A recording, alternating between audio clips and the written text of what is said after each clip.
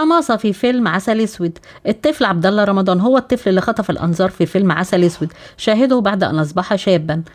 لم يقدم عبد الله رمضان غير تلك التجربة السينمائية الوحيدة الذي شارك فيها في 2010 مع الفنان أحمد حلمي والفنانة الكبيرة أنعام سلوسة والفنان إدوارد والفنانة جيهان أنور والفنانة شيماء عبد القادر والفنان طارق الأمير والفنانة إيمي سمير غانم.